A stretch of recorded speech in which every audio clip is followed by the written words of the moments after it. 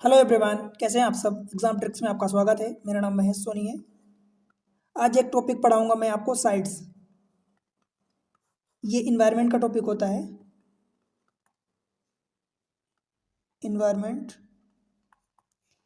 तो ये साइट्स क्यों न्यूज़ में है, इससे जुड़ी हुई क्या चीज़ें हैं, ये कौन सी लिस्ट निकालता है, क्या होता है ये, इसके बारे में बात करेंगे। अभी न्यूज़ में था तो न्यूज़ में क्या है हम उसके बारे में देखते हैं। चैनल पर अगर आप नए हैं तो वीडियो को लाइक करके चैनल को सब्सक्राइब जरूर कर लें, शेयर कर दें अपने दोस्तों के साथ। चलो देखते हैं। देखो, साइट्स अभी न्यूज़ में इसलिए है क्योंकि इसका 50 साल पूरा हो गया है। राइट। अब 50 साल पूरा हुआ, 50 year of the sites. Sites environment का टॉपिक में आपको बताया। देखो, साइट्स अभी 50th anniversary of the COP20 जो समरखंड उज्बेकिस्तान में है। अब मैं आपको बताऊं तो आप कोप देख के देखो। कोप कई चीज़ों का होता है। COP means COP, conference of party, conference of parties. अब आप ये समझो कि कॉन्फ्रेंस ऑफ पार्टी यानी कोप क्या होता है। तो कोप एक सुप्रीम डिसीजन मेकिंग बॉडी होती है जो जिस चीज़ के लिए बनाई गई है उस चीज़ के लिए जितने भी उसके मेंबर होते हैं वो सभी उसमें रिप्रेजेंट करते हैं और एक डिसीजन लेते हैं कि हमें किस वाले। सपोज एक UNFC, United nation framework convention on climate change, UNFCCC, इसका भी होता है। और भी चीज़ें हैं जिनका कोप होता है। तो ज़्यादातर जो कोप हम आप जानते हैं जो फेमस है तो इसी के लिए है, United nation framework convention on climate change. तो हर कई और भी मेंबर बॉडी हैं जिनका कोप होता है। तो किसी का 2 साल 3 साल में होता है, मतलब इसका एक टाइम पीरियड होता है, 2-3 साल में रिपीट होती है ये कोप पार्टी। एक जगह बैठते हैं, कुछ इंपॉर्टेंट डिसीजन लेते हैं। तो ऐसे ही एक साइट जो है अभी 50 ईयर पूरा हुआ है जो कॉन्फ्रेंस ऑफ पार्टी 20 हुई है। ठीक है, समरखंड उज्बेकिस्तान में हुआ है। ठीक है, जहाँ पर member nation adopted major species protection. अब ये जैसा कि मैं आपको बात कर रहा हूँ कि ये साइट, तो साइट क्या होता है, convention on international trade in endangered species, इतना होता है। कभी कभी वाइल्ड फ्लोरा एंड फौना भी लगा देते हैं। तो उसके बारे में तो अब देखो, ये साइट जो है इन्वायरमेंट के लिए है, वाइल्ड फ्लोरा एंड फौना के लिए है। तो मेजर स्पीसीज प्रोटेक्शन, अब स्पीसीज में जो साइट्स की इसकी 3 लिस्ट निकलती है। एक अपेंडिक्स 1 निकलती है, अपेंडिक्स 2 होती है और ऐसे ही सेम अपेंडिक्स 3 होती है। ठीक है, इनका जितना इंडेंजर्ड होता है, मतलब जितना ज़्यादा खतरा रहता है उतना ज़्यादा ये ऊपर जाते हैं। मतलब कि सबसे ज़्यादा खतरे वाली अगर घंटी होगी तो अपेंडिक्स 1 में रखा जाएगा, अपेंडिक्स 2 में, अपेंडिक्स 3 में। राइट। तो ये अभी जो हुआ कोप इसका हुआ है, तो ये समरकंद उज्बेकिस्तान में हुआ है, इसको याद रखना। 20th कोप जो है इस पर 50th एनिवर्सरी अभी साइट्स की हुई है, आप ये ध्यान रखना। कई बार ये डायरेक्ट चीज़ें पूछ ली जाती हैं कि जो कॉन्फ्रेंस ऑफ पार्टी हुआ है साइट्स का, ये कहाँ हुआ है, तो समरकंद उज्बेकिस्तान में हुआ है। राइट। उसके अलावा livelihood sustainable use and wild life trade governance, ये सारी चीज़ें वहाँ पर डिसीजन मेकिंग बॉडी जो है डिसाइड करती है कि हमें क्या कैसे करना है। साइट जैसा कि मैं आपको बताया कि convention on international trade in endangered species of wild fauna and flora. आपको ये बताऊं कि फ्लोरा क्या होता है, फौना क्या होता है। तो फ्लोरा जो होता है भाई वो पेड़ पौधे जो होते हैं, फ्लोरा जो पेड़ पौधे होते हैं उसके बारे में होता है। एंड फौना क्या होता है, जो छोटे छोटे कीड़े मकोड़े होते हैं उनके बारे में, जो डाइवर्सिटी होती है, बहुत सारे वेराइटी के होते हैं। फौना वो होता है कीड़े मकोड़े। ठीक है, तो ये होता है, इनमें आपको बिल्कुल कंफ्यूज नहीं होना है। अब आगे देखते हैं। देखो, अभी जो इसकी मैं हिस्ट्री पढ़ा देता हूँ, थोड़ा सा आप हिस्ट्री जान लो कि भाई ये जो साइट्स है हमारी साइट्स, ये क्या होता है, इसके बारे में देखते हैं। सबसे पहले तो इसको IUCN की रेड लिस्ट, आप एक जानते हो कि एक रेड लिस्ट निकलती है। जैसे आप कुछ चीज़ें पढ़ते हो ना कि ये इंडेंजर्ड में है अथवा क्रिटिकली इंडेंजर्ड में है, तो वो रेड लिस्ट निकालती है, IUCN की वो रेड लिस्ट होती है। तो IUCN इसको कंसीव किया था 1963 में। उसके बाद ये फाइनलाइज हुआ 1973 में, 10 साल बाद, वाशिंगटन DC में। ये अमेरिका में है, USA, United state of America. उसके बाद जब ये फोर्स में आया 1 जुलाई 1975 को ये फोर्स में आया। अब आप गिनती गिनोगे तो 1975, ये यहाँ से आप 2000 आओगे तो 25 साल हो गए। उसके बाद 2025 में आओगे तो ये 50 साल हो गए। अगर ये 50 साल आपको याद रहेगा कि 2025 में इसके 50 साल याद हुए हैं, तो आपको ये भी याद आ जाएगा कि भाई 50 माइनस करोगे 2025 में तो 1975 में ये लागू हुआ था, फोर्स में आया था। ठीक है, तो एक तरीका होता है कि आप उसको इस तरीके से उसकी डेट भी याद रखोगे। कई बार जैसे क्वेश्चन ऐसे पूछता है कि अभी 50 ईयर कंप्लीट हुआ है किसका, उसमें 4-5 बॉडी दे देगा, फिर आपको बताना रहेगा कि किसका 50 ईयर कंप्लीट हुआ है, तो आप इस तरीके से याद रख सकते हो। मेंबरशिप की बात करूँ तो 185 पार्टी अभी हैं 2025 में, making it one of the world largest conservation agreement. Conservation मतलब इसमें जैसे पेड़ पौधे हो गए, फ्लोरा हो गया, फौना हो गया, इन सबको कंजर्वेशन कैसे करना है, कितना किसके लिए खतरा है, किसके लिए नहीं है, कौन आगे आके खतरे में आ सकता है, तो उस तरीके से ये सारे डिसीजन लिया जाता है और उसी के अकॉर्डिंग इनको अपेंडिक्स में रखा जाता है 1, 2, 3 में, जिसका जितना खतरा होगा उतना ही ऊपर रखा जाएगा, right. Providing graded trade restriction, right.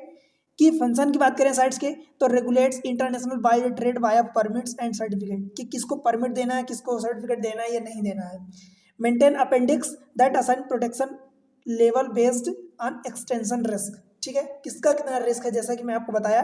Coordinate enforcement against illegal wild life trade, promote sustainable use, scientific assessment and global cooperation, कि किसी भी चीज़ को लाइक हम वाटर को यूज़ करें तो सस्टेनेबल यूज़ करें, प्लास्टिक यूज़ करें तो सस्टेनेबली यूज़ करें कि हमारा यूज़ हो जाए एंड उसको रिसाइकल भी कर लें और ख़त्म भी ना हो आगे के आगे, ठीक है। तो ऐसी बहुत सारी चीज़ों को हमें सस्टेनेबली यूज़ करना होता है, ठीक है।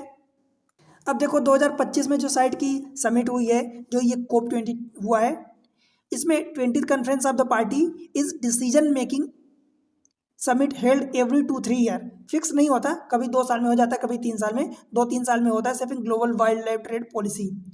होस्ट किसने किया, उज्बेकिस्तान समरखंड में, उज्बेकिस्तान ने होस्ट किया है, इसकी सिटी समरखंड में हुआ है। इसकी पहली कॉन्फ्रेंस ऑफ पार्टी जो सेंट्रल एशिया में हुई है, सेंट्रल एशिया में पहली कॉन्फ्रेंस ऑफ पार्टी उज्बेकिस्तान में हुआ, अभी समरखंड में, ये ध्यान रखना। ये 50th एनिवर्सरी साइट की हुई है। कुछ मेजर आउटकम निकले हैं यहाँ कॉन्फ्रेंस ऑफ पार्टी से, तो वो आप जान लो। स्पीसीज एडिशनल एंड अपलिस्टिंग, देखो 77 species added to CITES appendix, 77 ऐसी स्पीसीज हैं जो साइट्स के अपेंडिक्स में ऐड किए गए हैं। अब सभी को एक ही अपेंडिक्स में नहीं ऐड किया गया, जैसा कि आप जानते हो कि अपेंडिक्स 1, 2, 3 होती हैं बेस्ड ऑन द रिस्ट्रिक्शन, अथवा इनके जितना भी खतरा है उसके बेसिस पर, इंडेंजर्ड कितनी है, कितनी नहीं है, कितनी फ्यूचर में आ जाएंगी, राइट। देखो 77 तो स्पीसीज अभी ऐड करी गई हैं। उसके अलावा देखोगे तो शार्क एंड रे, जो oceanic white tip, whale shark, all Mantra and devil रे एडेड टू अपेंडिक्स 1, अपेंडिक्स 1 में ऐड करी गई हैं। इसका मतलब ये कि भाई उन पर खतरा बढ़ रहा है।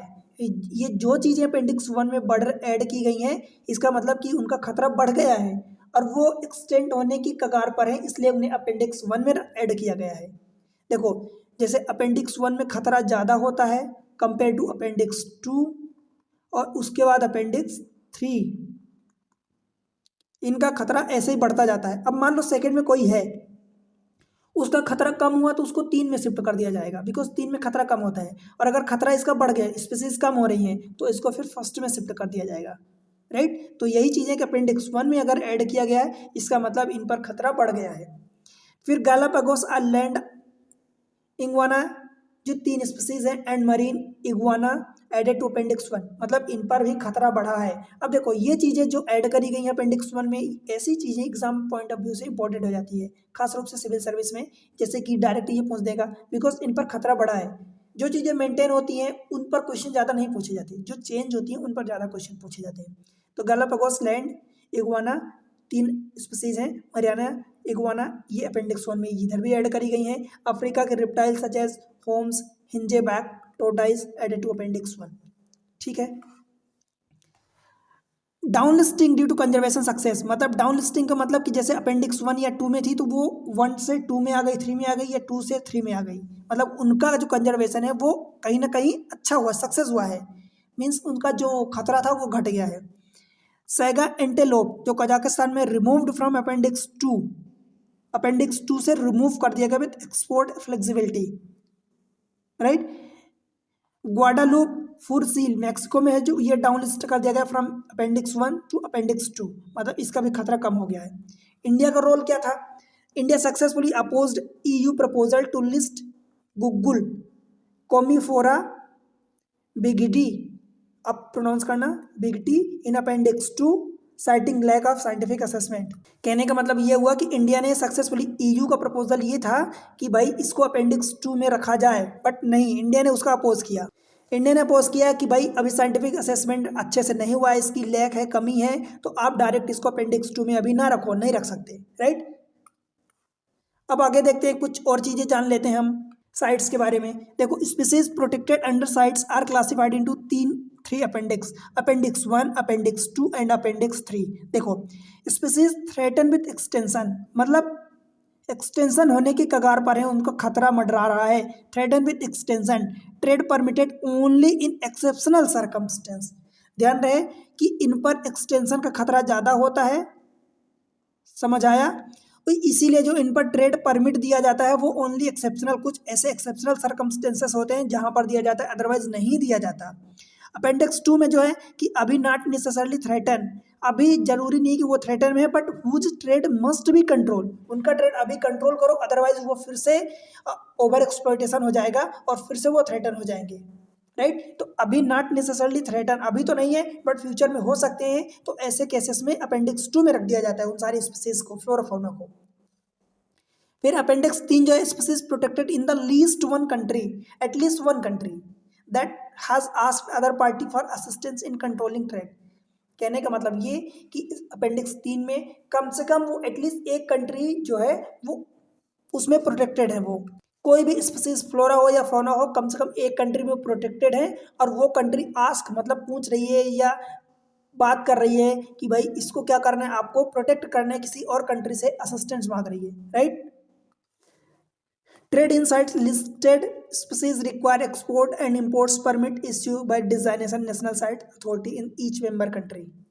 देखो, India and CITES, India join CITES में 1976 में, बिकॉज आप जानते हो कि साइट्स कब फोर्स में आया 1975 में, इसीलिए इसके अभी 50 साल हुए हैं। तो इंडिया 1976 में ज्वाइन हुआ, and no international wild life trade is permitted without export and imports permit issue by designated CITES authority.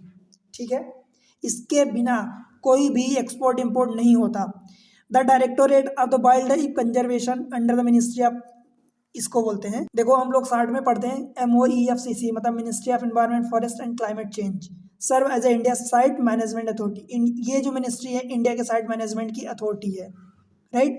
Site implementation in India align with wild life protection act 1975, ये ध्यान रखना, वाइल्ड लाइफ प्रोटेक्शन एक्ट 1975 से align करता है, which govern the trade, acquisition, possession of the wildlife species and derivatives।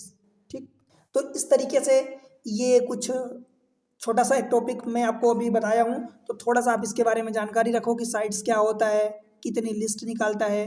जैसे कि आप पढ़ते हो कि ये इंडेंजर्ड है, इंडेंजर्ड है, क्रिटिकली इंडेंजर्ड है। अब क्रिटिकली इंडेंजर्ड इससे ज़्यादा सीरियस होता है, तो आप इसको ऊपर रख सकते हो, क्रिटिकली इंडेंजर्ड, इंडेंजर्ड, ठीक है।